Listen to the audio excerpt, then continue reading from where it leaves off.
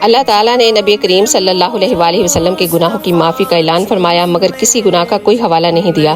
اللہ تعالیٰ نے ارشاد فرمایا لِيَغْفِرَكَ اللَّهُ مَا تَقَدَّمَ مِن ذَنبِكَ وَمَا تَأَخَّرَ، تاکہ اللہ تیرے اگلے پچھلے گناہ معاف فرما دے۔ اللہ تعالیٰ نے قرآن پاک میں دیگر انبیاء کی کسی نہ کسی غلطی کا تذکرہ کرنے کے بعد ان کی توبہ کی قبولیت کا اعلان فرمایا ہے۔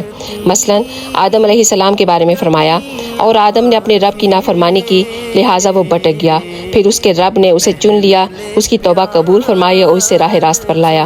موسیٰ علیہ السلام کے بارے میں ارشاد فرمایا انہوں نے کہا میں نے ان میں سے ایک جان کو قتل کیا ہے، پھر درخواست کی اے میرے رب میں نے اپنے اوپر ظلم کیا تو مجھے معاف کر دے۔ داؤد علیہ السلام کی غلطی کے بعد اللہ تعالیٰ نے ارشاد فرمایا فَغَفَّرْنَا لَهُ ذَلِكَ، تو ہم نے اس کی یہ غلطی معاف فرما دی۔ سلیمان علیہ السلام کے بارے میں فرمایا وَلَقَدْ فَتَنَا سُلَيْمَانَ، یقیناً ہم نے سلیمان کو آزمائش میں ڈالا۔ آخر میں آپ نے فرمایا